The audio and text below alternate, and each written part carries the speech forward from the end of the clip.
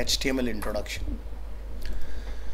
HTML is the standard markup language for creating web pages. देखिए, जो भी sites आप आज की डेट में विजिट कर रहे हैं या जब से इंटरनेट स्टार्ट हुआ और कोई वेबसाइट आप विजिट करते हो, उसके पीछे HTML का ही रोल होता है।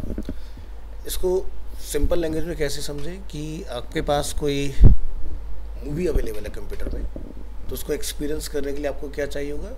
एक प्लेयर, वीडियो प्लेयर। या जैसे अगर हमारे पास कोई ऑडियो अवेलेबल है तो उसको एक्सपीरियंस करने के लिए आपको कोई ऑडियो प्लेयर की रिक्वायरमेंट होती है। आज की डेट में मॉडर्न जो प्लेयर्स हमारे पास अवेलेबल हैं वो दोनों तरह से काम करते हैं, ऑडियो फाइल के लिए भी एंड वीडियो फाइल के लिए भी। बट क्या होता था ना, 2008 या 5 तक के टाइम की अगर हम लोग बात करें, काफ़ी समय पहले, तो दोनों के लिए डेडिकेटेड अलग अलग प्लेयर आते हैं, अभी भी हैं, बट आज की डेट में मिक्स काम आप ले सकते हैं। तो HTML का काम क्या है? यहाँ पर वेबसाइट के लिए वेब पेज को क्रिएट करना, ठीक है, यानी कि ये हुई एक पब्लिशिंग लैंग्वेज। अब ये कोई प्रोग्रामिंग लैंग्वेज नहीं है। प्रोग्रामिंग और पब्लिशिंग दोनों में डिफरेंस क्या आता है? प्रोग्रामिंग लैंग्वेज जैसे कि जावास्क्रिप्ट, जो आपको डूज एंड डोंट्स पर रिस्ट्रिक्शन लगाता है। जैसे कि अगर आप किसी साइट को विजिट करते हैं और आप वहाँ पर कोई एंट्री रॉन्ग पुट करते हो, जैसे कि enter your 10 digit mobile number, आपसे बाई मिस्टेक वहाँ पर 9 डिजिट का नंबर गया, तो वो आपको बोलेगा कि इसको करेक्ट करें, ये 10 डिजिट का नंबर नहीं है। या फिर जैसे एग्जांपल के लिए हम फ्लिपकार्ट पर लॉगिन साइन अप अटैम्प्ट करते हैं, तो यहाँ पर आपने नंबर ही नहीं पुट किया तो लिखा है प्लीज़ एंटर वैलिड ईमेल या मोबाइल नंबर। सो वार्निंग्स जो जनरेट होते हैं ये लॉजिकल लैंग्वेजेस से आते हैं, यानी कि प्रोग्रामिंग लैंग्वेज जैसे कि जावास्क्रिप्ट। बट जब तक हम लोग जावास्क्रिप्ट तक नहीं पहुंचते हैं तब तक आपको इस तरह के एरर वार्निंग्स नहीं मिलेंगे। तो HTML में अगर आप कुछ गलत करेंगे तो भी नहीं आपको पता चलेगा।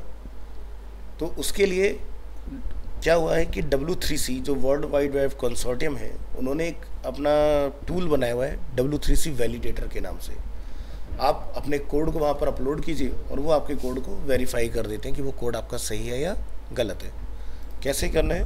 W3C वैलिडेटर, यहाँ आते हैं हम लोग और अपने वैलिडेटर में जाके आप कोड को चेक कर सकते हैं। तो प्रोसेस क्या चेक करने के? आप वैलिडेट बाई URI या फिर फाइल अपलोड या फिर डायरेक्ट इनपुट। आपने नोटपैड पे कोई कोड लिखा, पेस्ट कीजिए और चेक परफॉर्म कीजिए यहाँ से। या फिर आप यहाँ से फाइल को डायरेक्ट अपलोड कर सकते हैं चूज़ करके इधर से।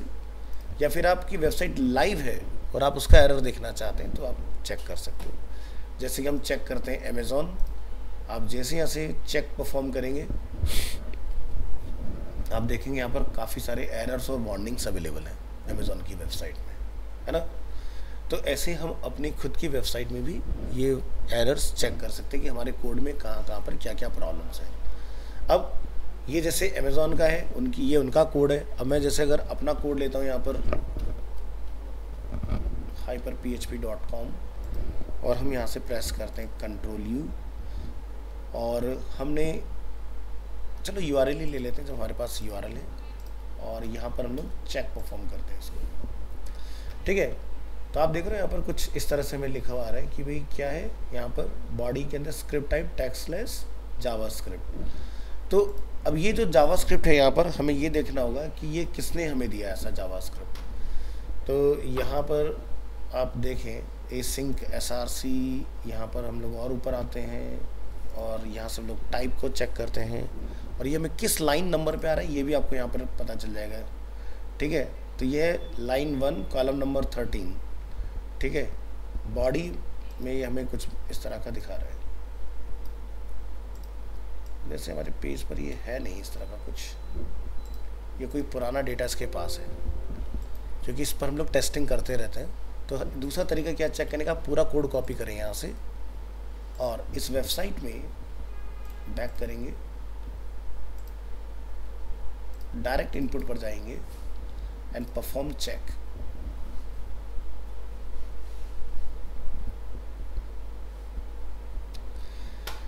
ठीक है। तो एक यहाँ पर है मेटा प्रॉपर्टी जो कि हमें एट्रीब्यूट का बता रहा है, ये SEO के पॉइंट से हमें बता रहा है कि भाई आपको यहाँ पर इसको सही करने की ज़रूरत है जो हमने एनिमेशन वगैरह डिफाइन किया है। और दूसरा ये इंस्टीट्यूट के ऊपर बता रहा है, फिर ये इनके ऊपर बता रहा है, फिर ये यहाँ बता रहा है दिल्ली, इस तरह से अलग अलग। तो ये एसईओ वाली सारी चीज़ें, इसको हम लोग अवॉइड करेंगे इसमें, ये एसईओ से रिलेटेड हमें दिखा रहा है चीज़ें। नीचे आते हैं, बाकी देखें तो हमारा ये पूरा का पूरा कोड जो है वो ओके, क्योंकि ये जो पार्ट होता है ये क्यों डिफ़ाइन करना होता है, अगर नहीं डिफ़ाइन करेंगे तो आप अपने पेज को जब किसी को शेयर करते हो, जैसे हम यहाँ लिखते हैं आज तक, अगर आप आज तक का यूआरएल किसी को शेयर करेंगे, मैं आपको दिखाता हूँ इधर, ये देखिए, तो क्या आता है यूआरएल के साथ में उसकी फोटोग्राफ भी आती है ना। तो ये जो पार्ट अभी हम लोग यहाँ देख रहे हैं लोगो वाला, वो इसी के थ्रू आता है, जो हमने यहाँ पर ओजी डिफाइन किया हुआ है। यहाँ पर आप देख रहे हैं इमेज अगर हमने डाला है, अगर हम अपना पेज का यूआरएल किसी को शेयर करें तो लोगो वगैरह वहाँ पर बनना चाहिए। तो आप अपने कोड को इस तरह से यहाँ जाके सिंपली चेक कर सकते हैं, जैसे कि हमने यहाँ पर एक कोड यहाँ लिखा इस तरह से, वैलिडेटर में आप जाओगे, अगर ये कोड सही है तो ये इसको पास कर देगा, और अगर इसमें कोई एरर वार्निंग होगा तो आपको बता दिया जाएगा, ठीक है। तो यहाँ पर लिखा रहा है doctype HTML head title, तो यहाँ पर लिखा रहा है consider adding a language attribute. Language attribute क्या होता है कि भाई आपकी जो पेज है वो किस लैंग्वेज में बना है, क्या वो हिंदी है या इंग्लिश है। तो जैसे अगर हम लोग आज तक की वेबसाइट में आए और अगर आप Ctrl+U प्रेस करेंगे तो आप यहाँ देख रहे हैं क्या लिखा हो रहा है HI, यानी कि हिंदी लैंग्वेज की बात हो रही है। या जैसे अगर मैं अपने प्रोजेक्ट के ऊपर आता हूँ, Ctrl+U प्रेस करते हैं तो लैंग्वेज क्या लिखा हुआ है इंग्लिश, ठीक है। तो आपको लैंग्वेज एट्रीब्यूट भी बताना होता है, लेकिन ये ना बहुत बात की चीज़ है जब हम लोग एसईओ की तरफ बढ़ रहे हो। अभी हम लोग बिल्कुल बिगिनर लेवल पर हैं तो हम इस वाले एरर को अवॉइड कर सकते हैं। हाँ, अगर इसके अलावा आपको कोई और एरर दिख रहा है तो आपको फिक्स करने की ज़रूरत है। तो चलो यहाँ से हम लोग देखते हैं कि अगर कोई एरर नहीं है तो कैसा दिखाई देगा। हमने यहाँ पर इंग्लिश मेंशन कर दिया, रीचेक करेंगे अगेन तो देखिए इस तरह से आपको रिटर्न आएगा, यानी ग्रीन, यानी कि सब कुछ ओके आपके पेज के अंदर। अब मान लीजिए कि आपने कोई एरर किया, टैग हमने ओपन छोड़ दिया है, चेक परफॉर्म करें यहाँ पर तो देखो बन गया ना वार्निंग इसके अंदर। तो आपसे कहीं अगर कोई मिस्टेक हो रही है कोड में, हो सकता है आपको पता ना चले, आपको आउटपुट भी अपना सही दिखाई दे रहा होगा, लेकिन इस वेबसाइट की हेल्प से आप अपनी प्रॉब्लम्स ढूंढ के निकाल सकते हैं कि आपसे मिस्टेक कहाँ हुई है, ठीक है। जो भी टैग आप ओपन छोड़ेंगे आपको पता चल जाएगा। तो चलिए, HTML is the standard markup language for creating web pages. क्या है HTML? फुल फॉर्म है हाइपर टेक्स्ट मार्कअप लैंग्वेज। ध्यान रखिएगा जब भी आप HTML का कहीं भी जिक्र करेंगे ये ऑलवेज कैपिटल में ही होगा, ठीक है। क्यों होगा? जितने भी वर्ड्स की फुल फॉर्म होती है वो ऑलवेज कैपिटल ही लिखे जाते हैं, चाहे वो इन बिटवीन हो या बिगिनिंग में हो, किसी भी कंडीशन पोजीशन में हो। तो इसका आपने ध्यान रखना है। एक मिनट रुकिए, बायो कौन है ये? सर से पूछ, अच्छा सर। दूसरा, HTML is a standard markup language for creating web pages. Describe the structure of a web page. Structure की यहाँ पर बात हुई है। देखिए स्ट्रक्चर क्या होता है कि आप लेआउट जो होता है उसको हम लोग स्ट्रक्चर बोलते हैं। एक वेबसाइट जैसे कि फ्लिपकार्ट, अब ये स्ट्रक्चर क्या है, जैसे कि आप यहाँ देख रहे हैं, ये टॉप में नेविगेशन होगा, उसके नीचे कैटेगरीज होंगी, यहाँ क्राउजल होगा, यहाँ हमारे इलेक्ट्रॉनिक्स में बेस्ट क्या है, यहाँ पर ब्यूटी फूड टॉयज़ में कैटेगरी में क्या है। तो ये होता है स्ट्रक्चर, स्टेप बाय स्टेप। या जैसे अमेज़ॉन की एक वेबसाइट अगर हम लोग देखते हैं यहाँ पर, तो इनका स्ट्रक्चर थोड़ा आपको डिफरेंट दिखाई देगा। स्ट्रक्चर के अंदर जो भी आप इमेज देख रहे हैं या कलर देख रहे हैं उसको अभी आपने ध्यान नहीं देना है, ठीक है। तो इसको और अगर मैं लेमन लैंग्वेज में समझाने की कोशिश करूँ,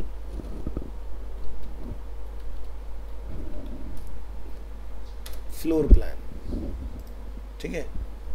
तो जैसे जब हम कोई घर बनाते हैं तो क्या होता है, उसका एक फ्लोर प्लान पहले बनता है कि भाई इस लैंड को हमने किस तरह से यूटिलाइज करना है, या अगर कोई फ्लोर है तो उस फ्लोर का हमें किस तरह से यूटिलाइज करना है, कहाँ पर हमें क्या बनाना है। अगर आप प्लानिंग के साथ नहीं जाओगे, भले से आपके पास कितना भी एरिया, आप उसको सही से इस्तेमाल नहीं कर पाओगे। तो हम लोग किसकी हेल्प लेते हैं उस केस में? आर्किटेक्ट की। आर्किटेक्ट हमें ये बताता है कि भाई वास्तु के अकॉर्डिंग कौन सी चीज़ किस डायरेक्शन में होनी चाहिए, डोर किस साइड ओपन होगा, बोथ साइड ओपन होगा या आपका इनसाइड होगा या आउटसाइड होगा, इस तरह से। तो इसी तरह से एक वेबसाइट जो है उसका जो स्ट्रक्चर बनता है कि नैब बार कहाँ होगा, फुटर कहाँ होगा, बॉडी सेक्शन में कौन सी चीज़ को हमें कहाँ प्लेस करना है, उसके लिए HTML का यूज़ होता है। और इसको अगर समझना है सिंपल लैंग्वेज में,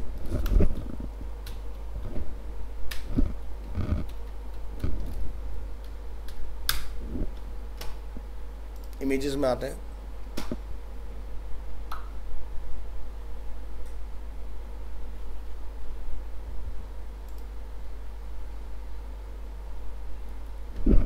जैसे यहाँ लिख देते हैं बेस्ड ऑन कार, ठीक है। अब समझो, अगर एक कार को हम लोग समझें, यहाँ पर ध्यान से देखें, अगर उसका कोई लुक एंड फील नहीं है, उसका जस्ट एक बॉडी स्ट्रक्चर फैक्ट्री में बन रहा है, वो क्या है? HTML है। बट पेंट जॉब होने के बाद वो आपको कुछ फाइनल फिनिश प्रोडक्ट कुछ इस तरह से दिखाई देता है, तो वो क्या है? CSS। अब इस कार की हेडलाइट फंक्शनिंग हो जाए, इस कार के में अगर अंदर कोई बैठे तो ये कार ड्राइव भी हो, तो उसके लिए यहाँ पर क्या लगाया हुआ हमने? तीसरा पार्ट जावास्क्रिप्ट, ठीक है। तो जो आप लोग सीखने जा रहे हैं वो कुछ यही चीज़ है। स्टेप बाय स्टेप आपकी वेबसाइट जो होगी वो एक रियल साइट की तरफ बढ़ना स्टार्ट होगी। अभी आपकी वेबसाइट ना तो कोई लुक एंड फील होगा, ना ढंग से कोई पोजीशनिंग होगी, जस्ट आप एक बेस ड्रॉ कर रहे हैं उसका। जैसे एक और एग्जांपल से समझो कि आपको हर सर ने स्केचिंग पढ़ाया होगा, तो पहले क्या बोलते हैं? आउटलाइन करो हल्का हल्का, है ना, फिर उसको डिटेल करना हम लोग बाद में स्टार्ट करते हैं। अगर प्रो हो तो डायरेक्ट आप डिटेलिंग से स्टार्ट कर सकते हो, बट एक बिगिनर बच्चा तो ये नहीं कर पाएगा ना, इंटरमीडिएट वो कर सकता है उस चीज़ को। तो कार की जो बिहेवियर है, जो फंक्शनैलिटी है, वो किससे कंट्रोल हो रही है?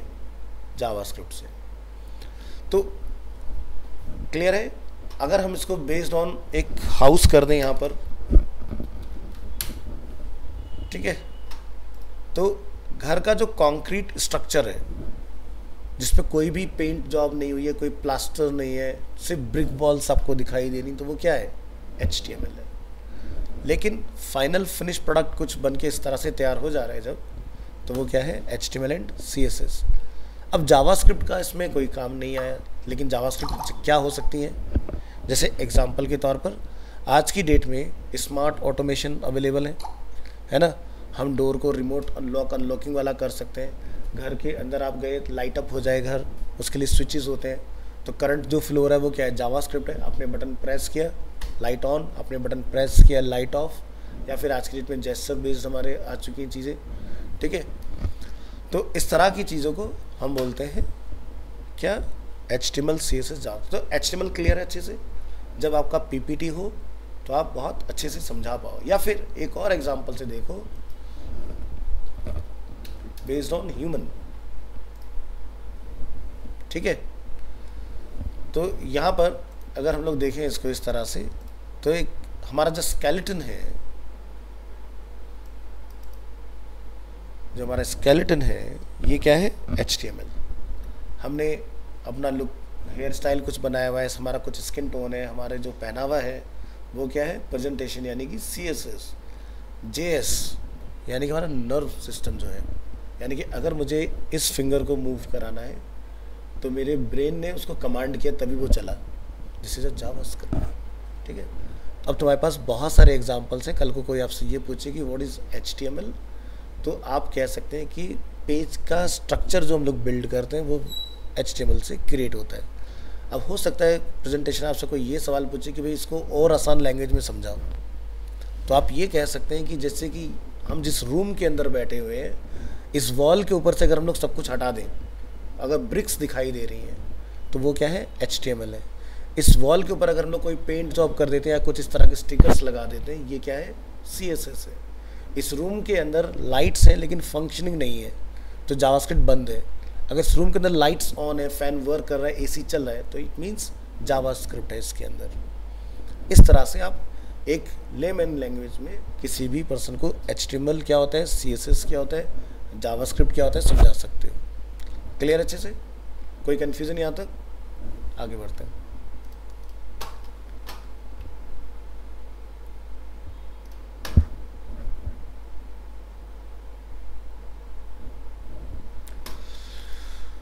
राइट, चलिए next. HTML consist of a series of elements. Elements क्या होते हैं? जैसे कि HTML, हेड, टाइटल, ये सब चीज़ें पहले से प्री डिफाइंड होती हैं। जैसे कि हमारे डे टू डे लाइफ में हमारा सबका अपना एक डिफरेंट नेम है, डिफरेंट आईडी है। नेम कॉमन हो सकते हैं बट आईडी कॉमन नहीं हो सकती। एग्जांपल, अगर आपके पास आधार कार्ड है तो आपका और मेरा आधार सेम नहीं हो सकता, चाहे भले से नाम सेम हो, है ना। तो उसी तरह से यहाँ पर हर एक चीज़ के लिए एक एलिमेंट डिफाइन है, ठीक है। कि अगर आपको पैराग्राफ बनाना है तो पैराग्राफ P से ही आप क्रिएट करा सकते हो। तो यहाँ पर इनको हम बोलते हैं एलिमेंट्स, ठीक है। और इस पूरे पार्ट को हम बोलते हैं टैग, ठीक है। Next, elements tell the browser how to display the content. यानी कि अगर आपने यहाँ बताया टाइटल तो पेज के ऊपर टाइटल लिखा हुआ आएगा। आपने यहाँ पर लिखा H1 तो इस तरह से हेडिंग बनेगा।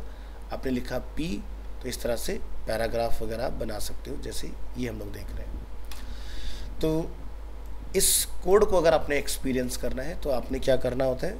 वैसे तो मैं इसका आपको लाइव एग्जांपल डायरेक्ट दिखा देता हूँ। इस तरह से हम लोगों ने यहाँ से प्ले किया इसको, तो ये हमारा फाइनल आउटपुट आ गया। तो इस फाइल में हमने क्या किया था, यहाँ पर ध्यान से देखिए आप, एक हमने हेडिंग बनाया हुआ है और एक हमने पैराग्राफ बनाया हुआ है। पूरा कोड रेंडर नहीं हुआ, सिर्फ बॉडी के अंदर जो हमने डिफाइन किया था वो प्रोसेस होकर हमें रिसीव हो गया। तो यहाँ क्या लिखा है? Page title. तो इसको जब हमने डिफाइन किया तो हमने यहाँ पर टाइटल क्या रखा है इसका? A simple HTML document. तो हमें क्या लिखा रहा है टाइटल में? A simple HTML document. H1 में हमने डिफाइन किया था फर्स्ट हेडिंग, तो आप हेडिंग देख सकते हैं। माई फर्स्ट पैराग्राफ, ये पैराग्राफ आपका इस तरह से क्रिएट हो जाएगा। तो फाइल बनाई कैसे जाए, उसके लिए आपने क्या करना है? नोटपैड में आइए। ये लास्ट क्लास हम लोग एक्सरसाइज कर चुके हैं ऑलरेडी।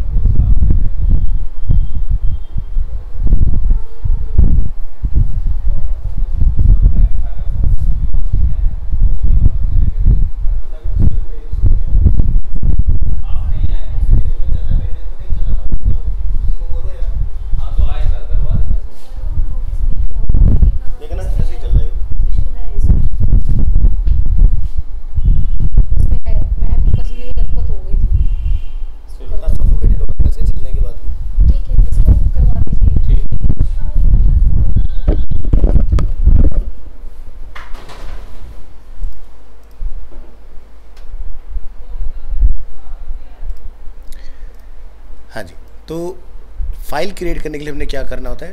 एक नोटपैड आपने ओपन कर लेना है इस तरह से।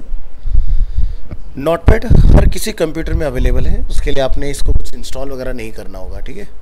और सभी लोग ऑलरेडी यूज़ कर ही रहे होंगे किसी न किसी तरह से। तो आपने मैनेज इसको रन करने के बहुत सारे मेथड्स हैं। आप यहाँ जाके सर्च में लिख सकते हैं नोटपैड और आपको ऑप्शन मिल जाएगा नोटपैड के लिए। अदरवाइज़ आप विंडो R प्रेस करेंगे और यहाँ से आप नोटपैड ओपन कर सकते हैं। पेज बनाने के लिए हमें क्या क्या करना होगा? आप यहाँ से जाकर डिफाइन करेंगे इस तरह से डॉक टाइप, और यहाँ से अपनी लैंग्वेज का आपने नेम बताना होता है HTML। फिर हम यहाँ से डिफाइन करेंगे HTML रूट लैंग्वेज, और लैंग्वेज एट्रीब्यूट आप यहाँ डिफाइन कर सकते हैं अगर W3C में चेक करने जा रहे हैं उस केस में। उसके बाद यहाँ से हम डिफाइन करेंगे हेड, फिर आप डिफाइन करेंगे टाइटल, जैसे कि हम इसको नेम देते हैं second class title. Close. Next head part close करेंगे, ओपन करेंगे body, body close, HTML close. तो ये इस तरह से अपने पेज को डिफाइन करना होगा। तो फर्स्ट है हमारा डॉक टाइप, यानी कि इस डॉक्यूमेंट का टाइप क्या है। तो ये है HTML5। HTML5 के बारे में बताने के लिए आपने ये मेंशन करना है। इसके बाद हमारी लैंग्वेज जिसमें हम लोग काम कर रहे हैं। उसके बाद मोस्ट इम्पोर्टेंट दो पार्ट आपको डिफाइन करने होते हैं HTML के अंदर, हेड और बॉडी। हेड पार्ट जो होता है वो पेज के टाइटल को कंटेन करता है अपने अंदर, जो कि आप यहाँ देखते हैं। और बॉडी वाला जो पार्ट होगा आपका, जो उसमें दिखाना चाहते हैं आप, वो आप यहाँ मेंशन करेंगे। जैसे हमने लिखा H1 सेकेंड क्लास, और यहाँ से हम लोग लिख रहे हैं HTML introduction.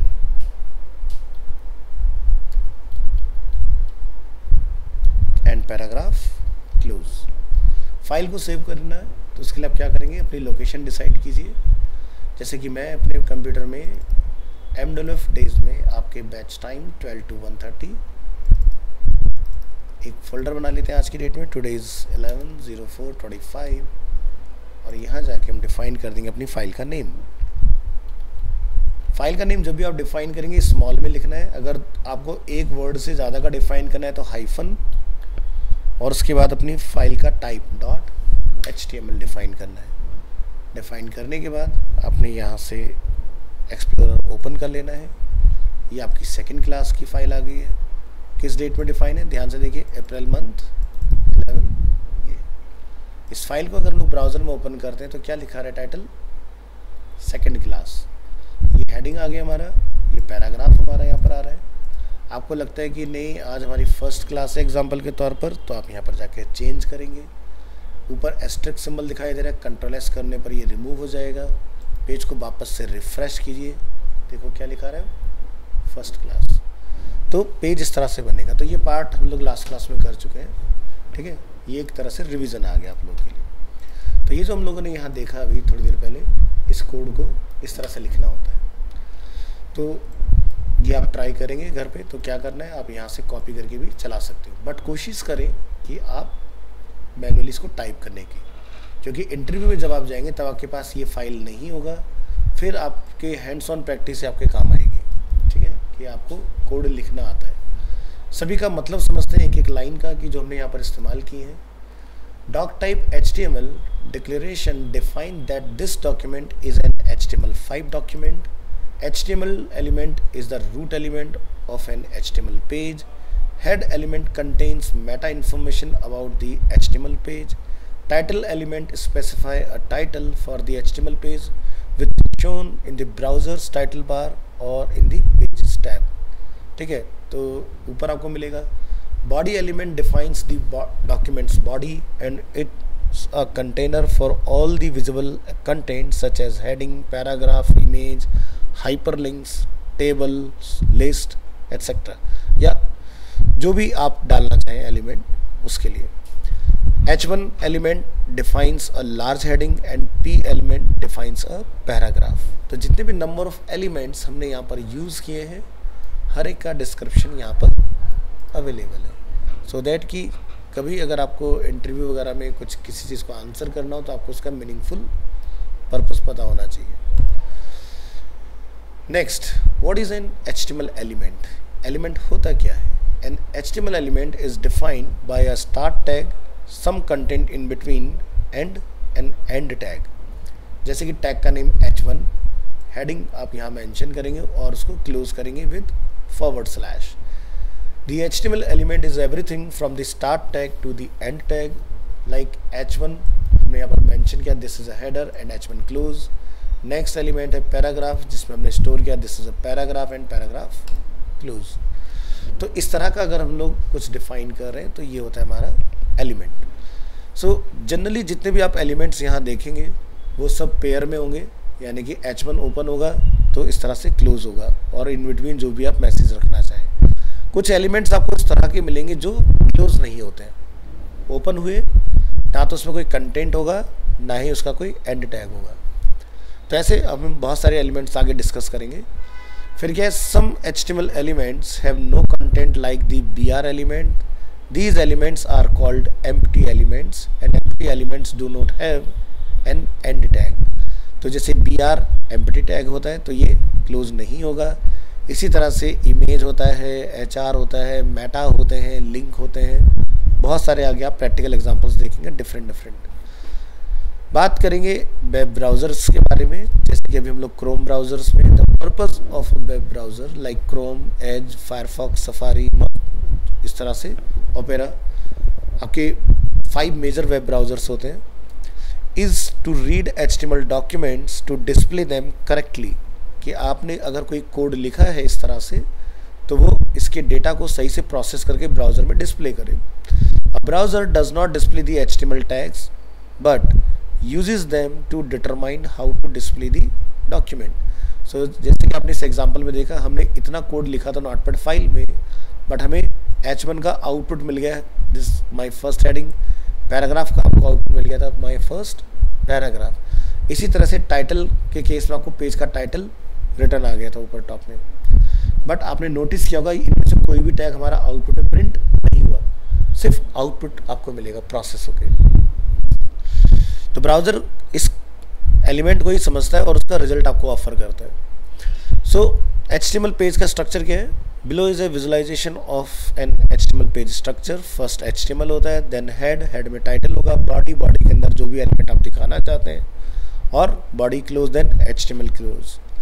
So the content inside the body section will be displayed in a browser. The content inside the title will be shown in the browser's title bar or in the pages tab. बात करते हैं history of HTML. So since the early days of the World Wide Web, there have been many versions of HTML.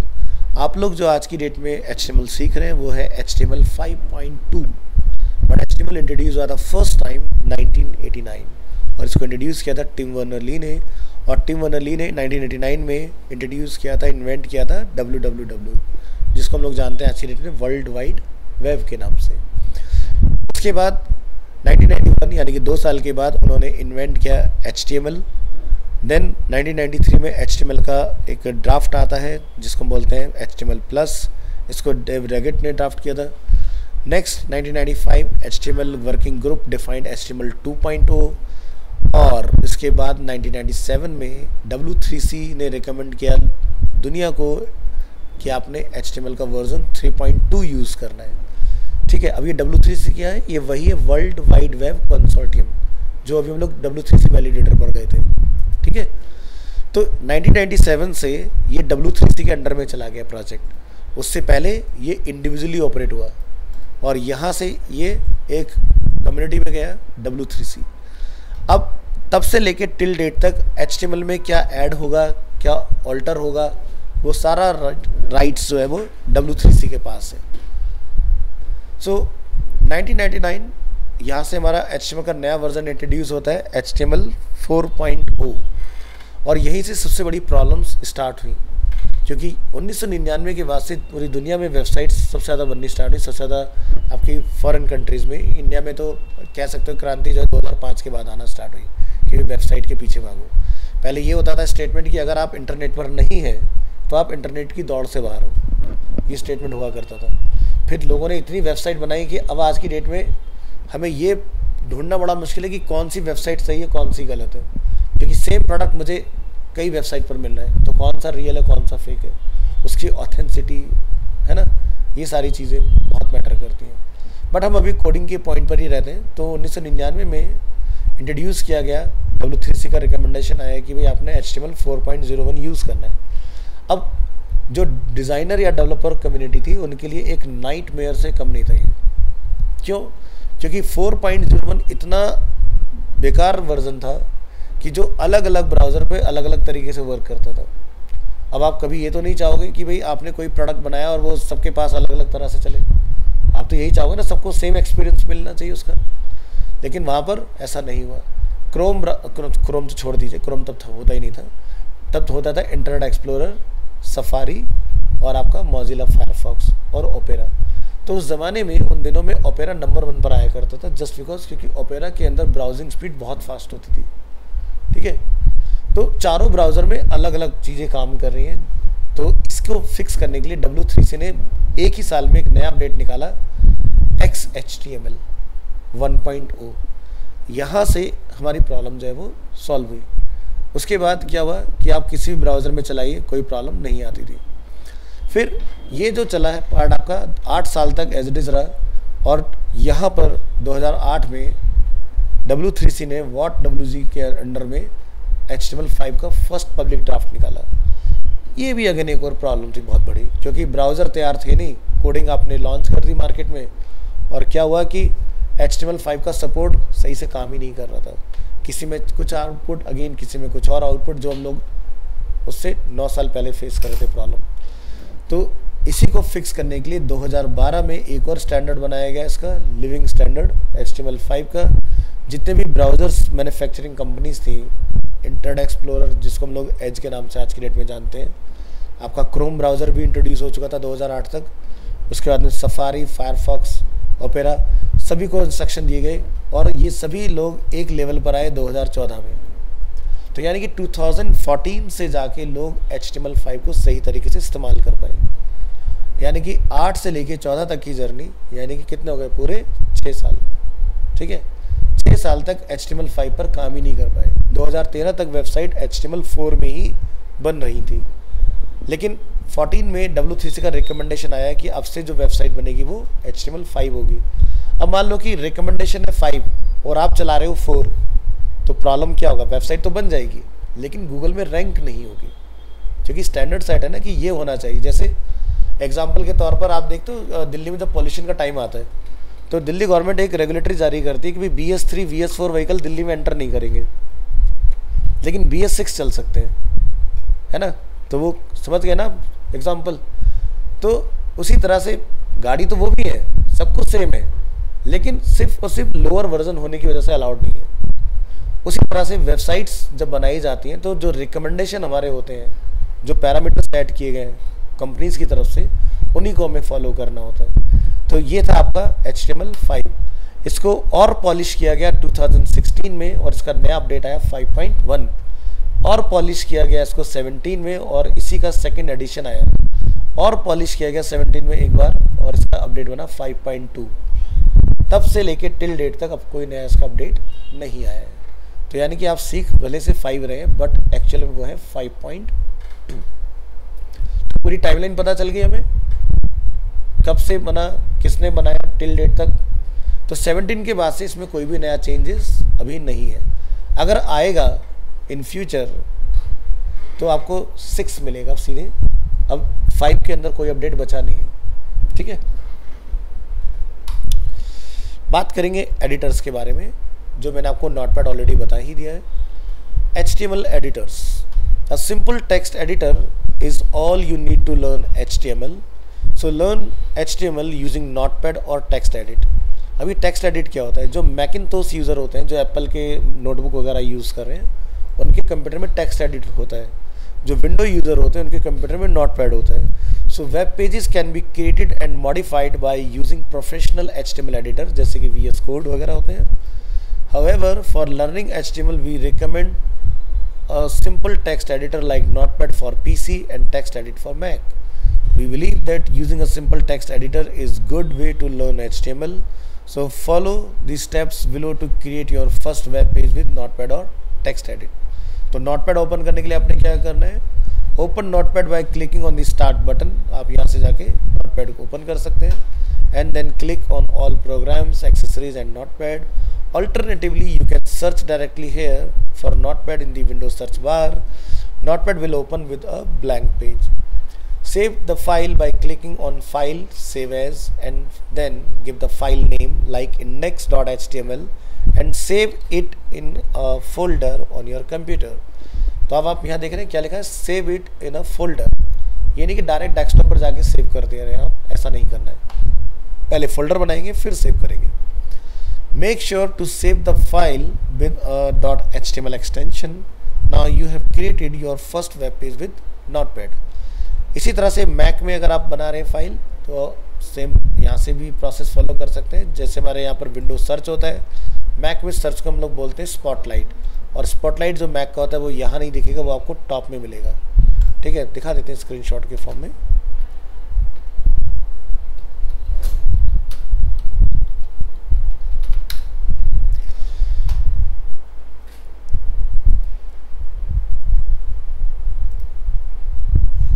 ये spotlight search होता है Mac का, तो अलग अलग वर्जन में अलग अलग तरीके से काम करता है। बट अगर हम यहाँ ध्यान से देखें, अगर पूरी स्क्रीन में दिखाई देगी तो आपको यहाँ सर्च पर क्लिक करना है। सर्च पर क्लिक करेंगे तो स्पॉटलाइट खुलेगा। और पुराना अगर मैवरिक वगैरह अगर हम लोग वर्जन चला रहे होते थे तो यहाँ पर क्लिक करके सीधे आप जैसे यहाँ पर क्लिक करके सर्च करते वैसे ही यहाँ भी सर्च कर सकते हो। तो अगर किसी की स्क्रीन बड़ी होती है तो ये सर्च ऑलरेडी यहाँ पर जैसे हमारा विंडो का आ रहा है कुछ इस तरह से भी देखने के लिए मिल जाता है। तो वर्जन टू वर्जन डिपेंड करता है, इन्होंने चेंज करते रहते हैं, बट नेम इसको स्पॉटलाइट बोलते हैं। So text edit will open with the blank page. Save the file by clicking on file, save as and give the file name like again index.html, और वहाँ पर भी आप एक फोल्डर वगैरह बना लेंगे और आपकी फाइल क्रिएट हो जाएगी।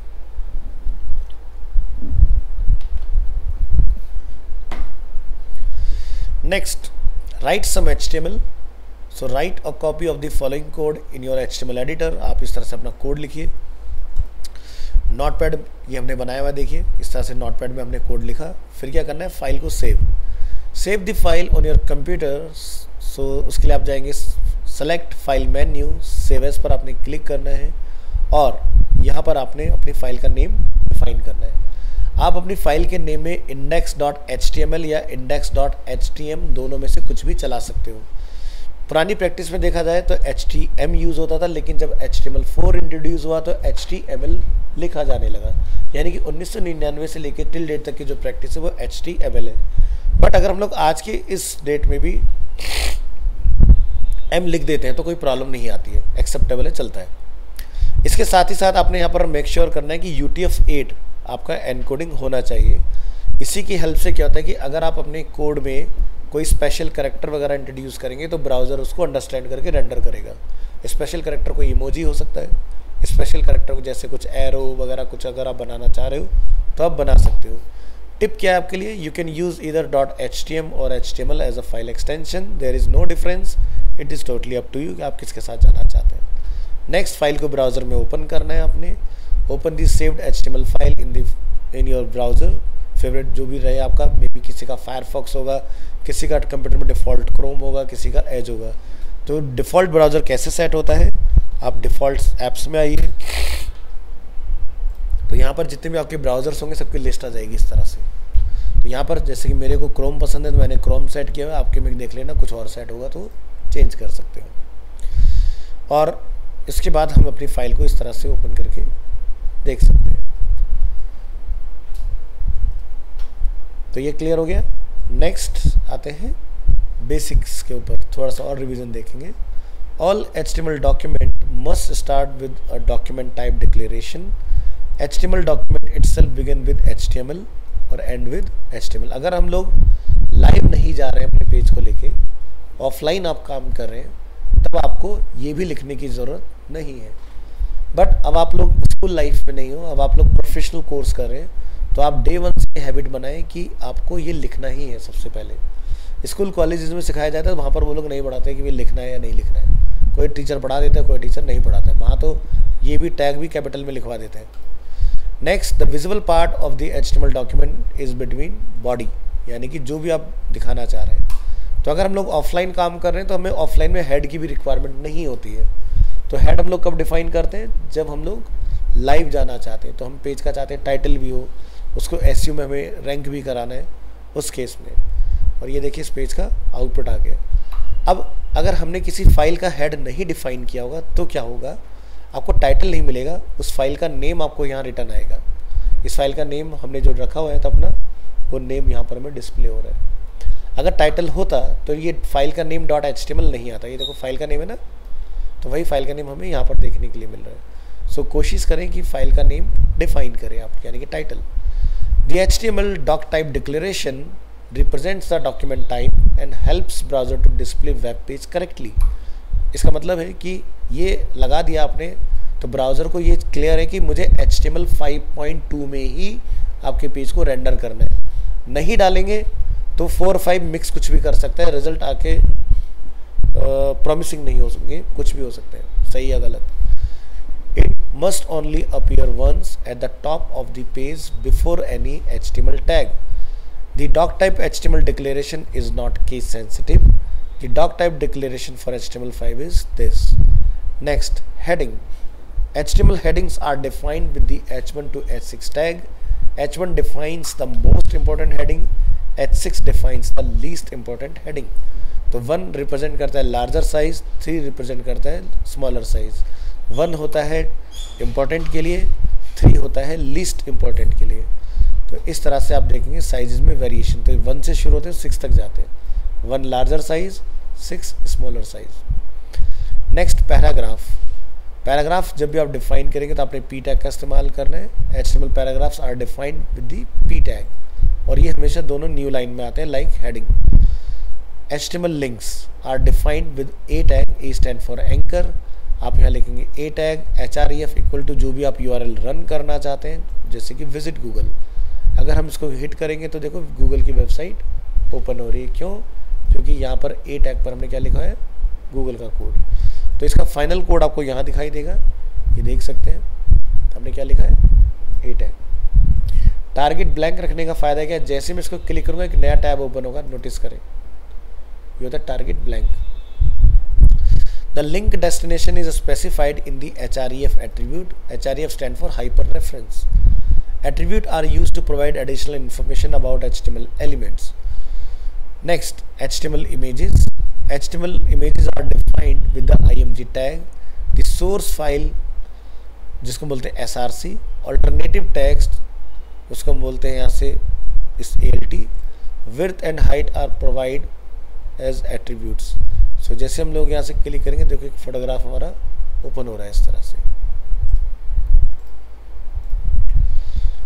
नेक्स्ट, अगर हम किसी पेज का कोड देखना चाहते हैं कि वो पेज कैसे बना, जैसे आपकी इमेज आ रही है, हमें इसका कोड नहीं पता है, आप कंट्रोल U की हेल्प से वो कोड पता लगा सकते हो उस पर्टिकुलर पेज का।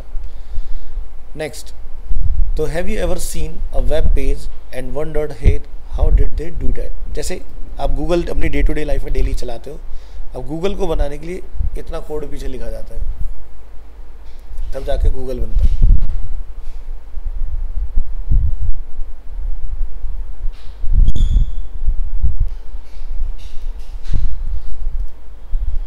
सो व्यू HTML सोर्स कोड, आपने ब्राउजर में प्रेस करना है control U in an HTML page and right click on the page and select view page source. This will open a new tab containing the HTML source code of the page.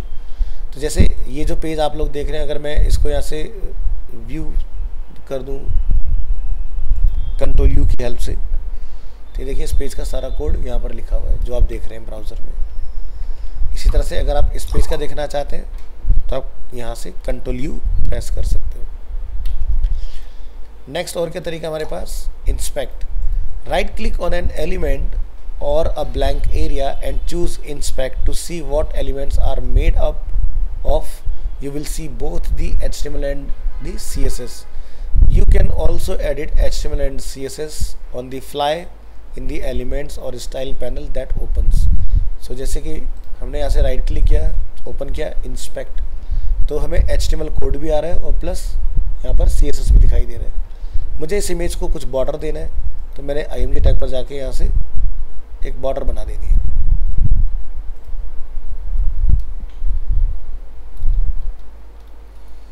मैं चाहता हूँ 1 pixel solid और colour black, तो देखो border आ गया image के अंदर। तो CSS जब आप लोग सीख जाओगे तो ये सब चीज़ें आप करके देख पाओगे, कितना थिकनेस रखना है, जैसे कि 5, सॉलिड की जगह आप क्या रखना चाहते हो,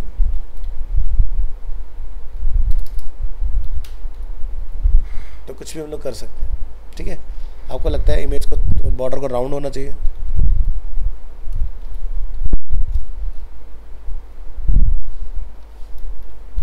देखो राउंड भी हो गया, कॉर्नर राउंड हो गया ना। तो ये सब कोडिंग से पॉसिबल होता है, कर सकते हैं। ठीक है,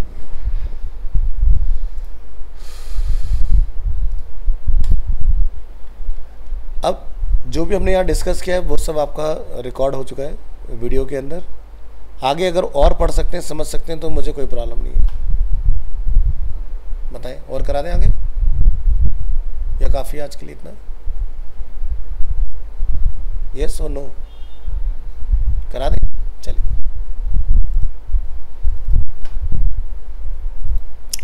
बात करेंगे एलिमेंट्स के बारे में।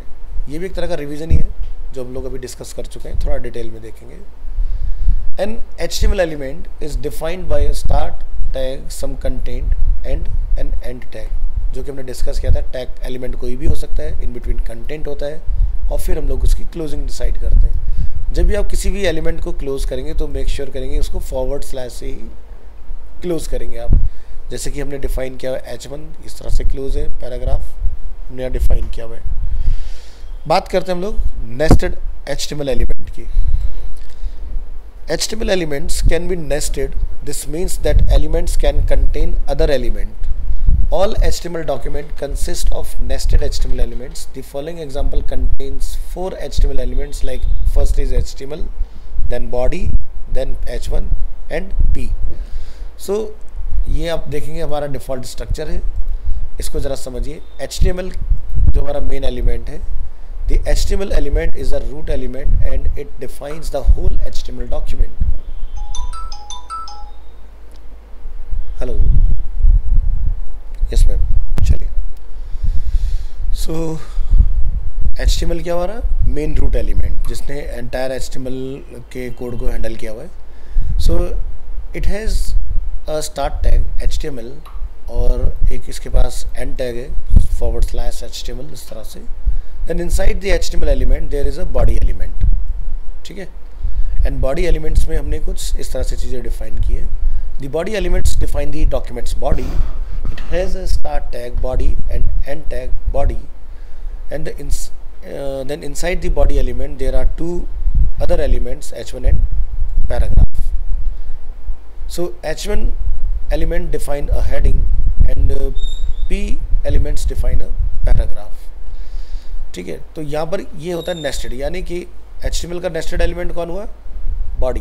बॉडी का नेस्टेड कौन हुआ? H1 and P।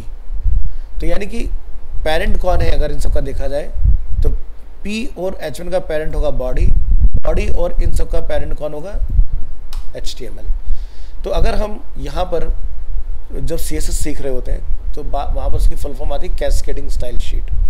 अगर आप पेरेंट को पकड़ोगे तो चाइल्ड अपना उसमें चेंज हो जाते हैं। जैसे आपने लिखा बॉडी को कि कलर चेंज हो जाए लेट्स से, तो आपने जब कलर चेंज किया पर कमांड दिए तो जितनी जगह पर भी टेक्स्ट होगा, चाहे वो हेडिंग में हो, पैराग्राफ में हो, स्पैन में हो, वो सभी को अफेक्ट करता है, ठीक है। तो आपको ये देखना होता है कि हमें टारगेट किसको करना है। फिलहाल अभी टारगेटिंग वाली बात नहीं है, अभी जस्ट हम लोग ये समझें नेस्टेड एलिमेंट क्या होता है। तो नेस्टेड यानी कि HTML के अंदर बॉडी, बॉडी के अंदर ये वो हमारा नेस्टेड।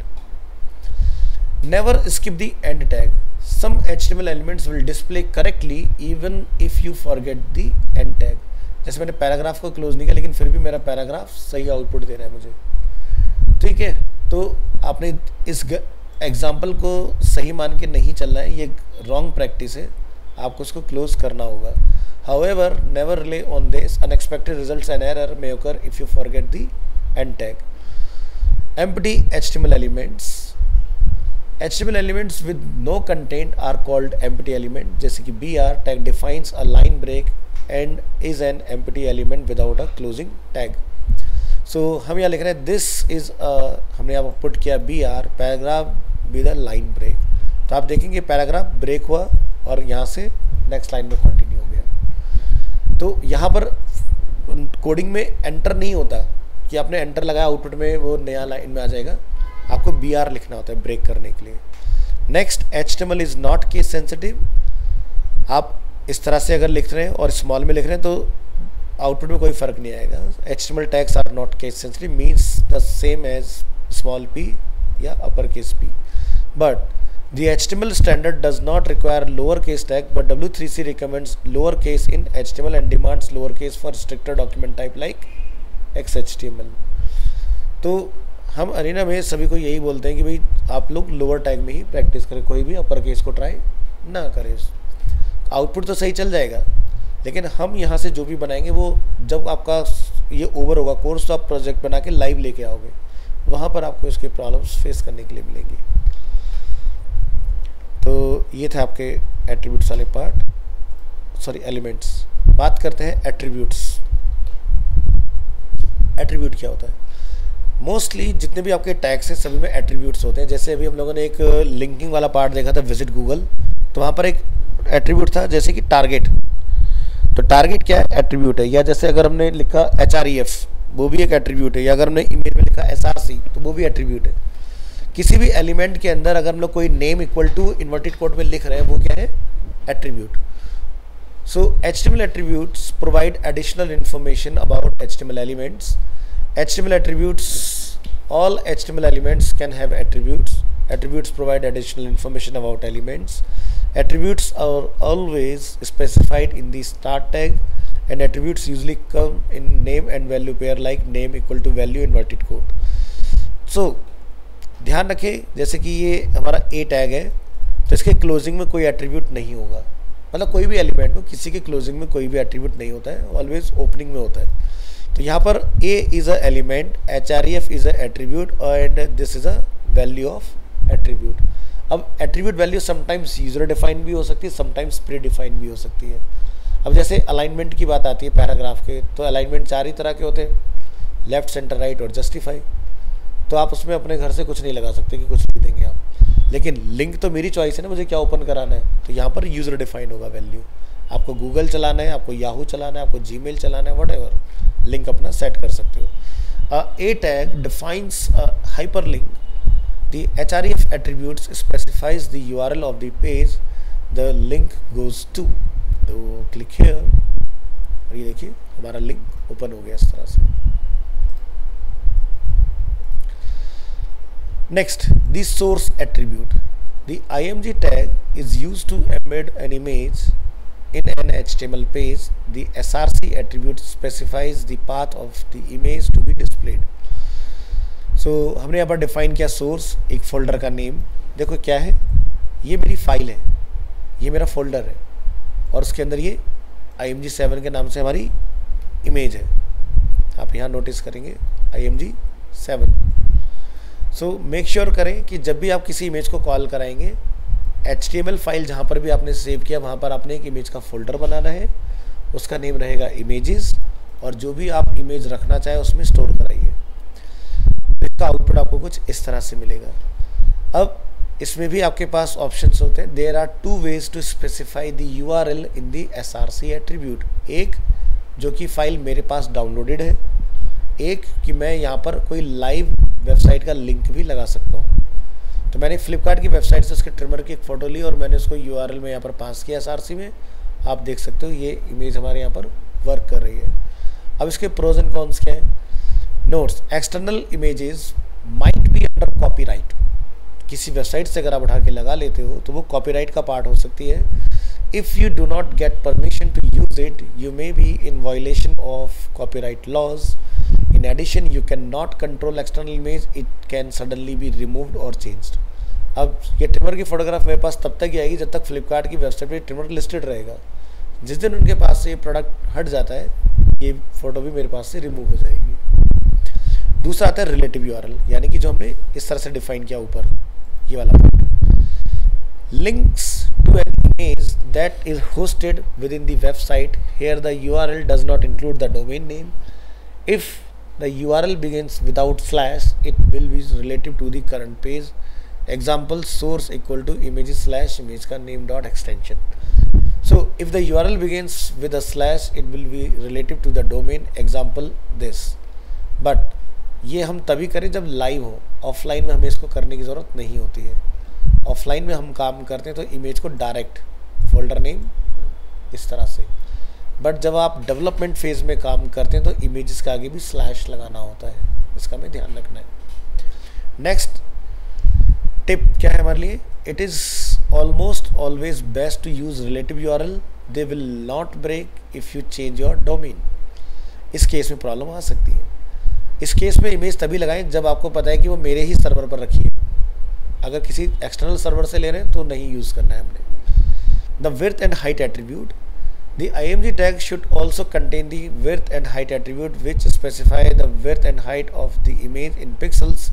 So हम यहाँ देख सकते हैं width और height हमने यहाँ पर mention किया हुआ है इस तरह से. Next, ALT alternative text. The required ALT or attribute for the image tag specifies an alternate text for an image.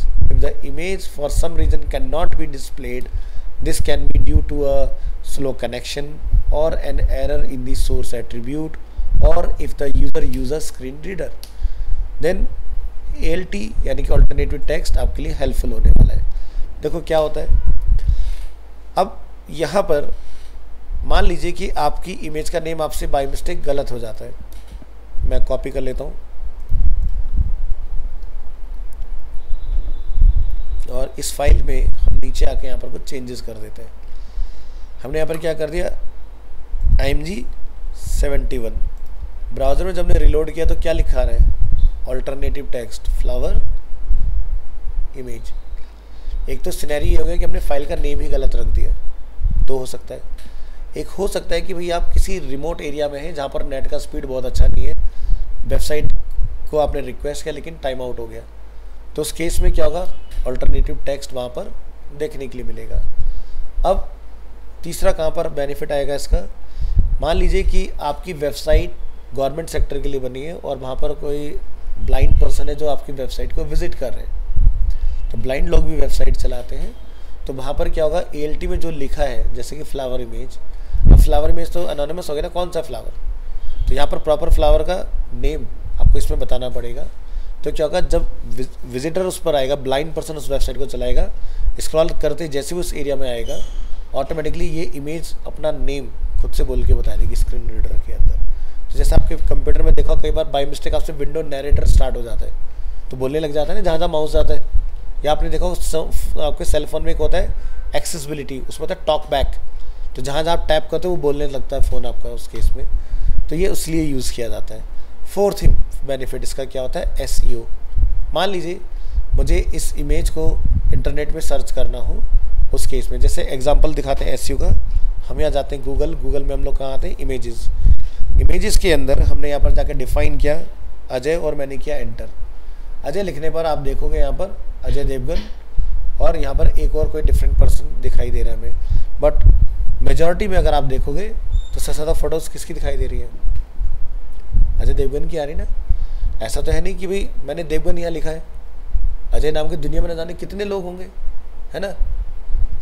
इसी तरह से अगर मैं यहाँ लिख देता हूँ सलमान, तो क्या दिखाई दे रहे हैं, यहाँ पर सलमान खान के फोटोग्राफ्स हमें देखने के लिए मिल रहे हैं. तो ये क्या है, ALT ऑल्टरनेट टेक्स्ट हम लोग डिफाइन करते हैं. हेलो जी मैम, अच्छा बस मुझे 5 मिनट दीजिए, मैं टाइप करता हूँ. हाँ बैठा दीजिए.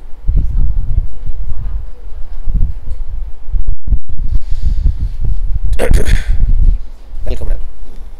तो ये पार्ट हमें क्लियर हुआ. सो क्या होता है कि SEO के लिए हमारे लिए हेल्पफुल हो गया. अब यहाँ पर जैसे हम लोग सर्च करते हैं कीवर्ड एनिमेशन VFX कोर्सेस, इस तरह से हमने कीवर्ड इसमें अपना एंटर किया. अब क्या होगा कि यहाँ पर आप जैसे देख रहे हो एक फोटोग्राफ है जो कि आपको विजिबल हो रहा है, एक फोटोग्राफ यहाँ पर है जो हमें विजिबल हो रहा है. तो ये फोटोग्राफ कहाँ से आ रहा है, किस वेबसाइट से आ रहा है, कौन सा पेज है. अगर हम लोग यहाँ ध्यान से देखें, ठीक है, तो ये एक लिंक है जो कि हमारी वेबसाइट में यहाँ से इमेज आई है, और इस इमेज को हमने क्या लिखा था, एनिमेशन VFX कोर्सेज. तो यहाँ पर देखो एनिमेशन VFX और इस इमेज के ALT में ये लिखा हुआ है, जिसकी हेल्प से ये गूगल में आपको यहाँ पर देखने में हेल्पफुल हो रही है इमेज. तो इसलिए ध्यान रखें कि जब भी हम लोग कोडिंग करें तो कोडिंग के अंदर आपने मेक श्योर करना है कि ALT ऑल्टरनेटिव टेक्स्ट वहाँ पर अवेलेबल हो. अभी ये जस्ट डेमो के लिए फ्लावर इमेज, बट फ्लावर का नेम क्या है, प्रॉपर वो नेम यहाँ पर आप डिफाइन करेंगे, सो दैट कि इन फ्यूचर जब कोई सर्च करे उस पर्टिकुलर फ्लावर नेम के साथ तो गूगल में आपको वही प्रॉमिसिंग रिजल्ट सामने आना चाहिए.